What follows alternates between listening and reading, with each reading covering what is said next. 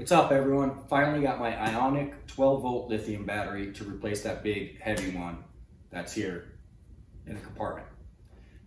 This battery's supposed to last a lot longer. It's pricey, but Ionic has a sale right now. I paid $329 for it. Shipping weight shows 15 pounds, so it's a really light battery. So let's get it unpackaged.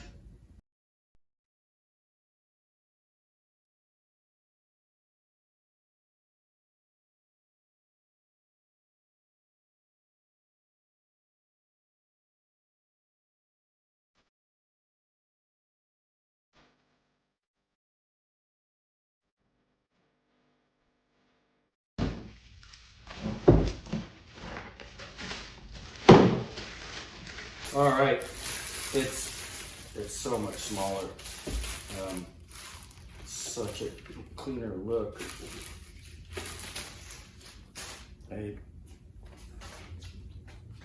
It's so light. So the first thing that we got to do is charge it. These lithium batteries, from my understanding, will not give you the full capacity until roughly you're close to 10 cycles, that charge cycles on it. I also read that below 80 degrees Fahrenheit, the battery is not going to give you full capacity, but above 80 degrees Fahrenheit, then you're going to get 100% of that capacity. So I have an existing charger. That's a battery tender, 4-amp battery charger and maintainer. This one actually has a selection where you can choose between a wet cell or a flooded versus a lithium.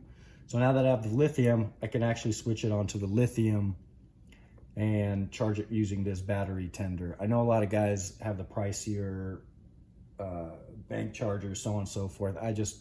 My boat's always in the garage. This is just as easy, and it's definitely a less expensive way to go. All right, finally got out the other battery. Had to move the cranking battery to get it out. I've got the lithium battery, and I'm reusing the existing tray. I just cut some wood to keep it in that tray so it doesn't move around much. Still got the straps still strapped down. That I'm gonna put on. All right, finally got it connected, but the boat on the Tracker Pro 170, the negative lead was a smaller diameter than the lithium bolts. So I had to widen it just a little bit. The positive was just fine, but the negative was not. That battery tender connector that would connect to the terminals to make it easier does not fit. So these connectors are too small for these bolts. I can't even get them on, and there's really not much room on these to widen them. So I don't know, maybe I'll widen them, put them on. We'll see. But it is on, and we're gonna go ahead and start charging it here in a sec. All right, so I did open the gap on those charger leads and got them on there, so we're all good. All right, now we're gonna switch it to a lithium 12-volt. We're good. Gonna put it on the charger.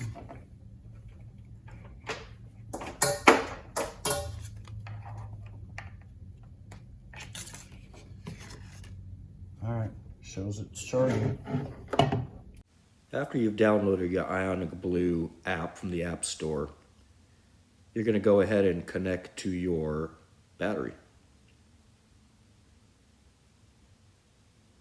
Once you're connected, it'll bring you to the basic info page, which contains information on your battery current percentage, your amp hour capacity, voltage. If you're charging, it'll show that it's charging. The following page is your usage monitor.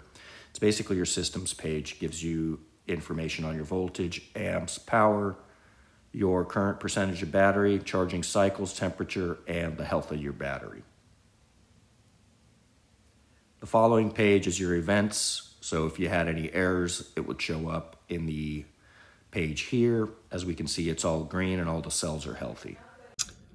So there it is. That small guy. And there's the old guy. New guy. Old guy.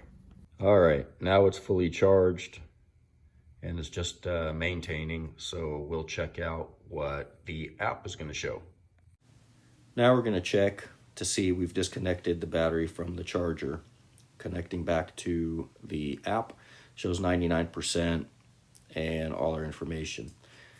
In the status page, we see that the volts are 13.6. Our amps draw is 0. Since we're disconnected, we've got nothing coming off of the battery.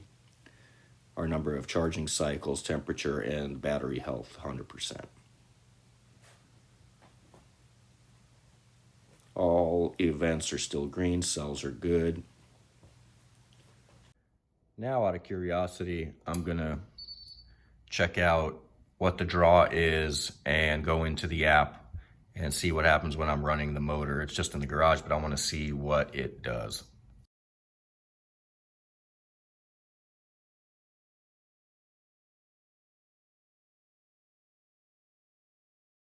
Here we can see it's gonna move from the standby mode. Once I start running the trolling motor, it's discharging. On this page, we're gonna see the discharge rate. There is a 2 amp draw on that battery with the motor running at 5 on the Terova. And here we're running, we can see with the discharge rate of 2 amps that it's showing roughly 22 hours of remaining time on the battery. I don't know how accurate that really is, but obviously you've got a lot of time. If I increase it to 7 speed on the Terova, it comes down to roughly 18 hours of remaining time. So in review, very lightweight battery. I weighed it on a scale, it came out at 14.4 pounds. Huge difference between the flooded almost 50-pound battery and the lithium.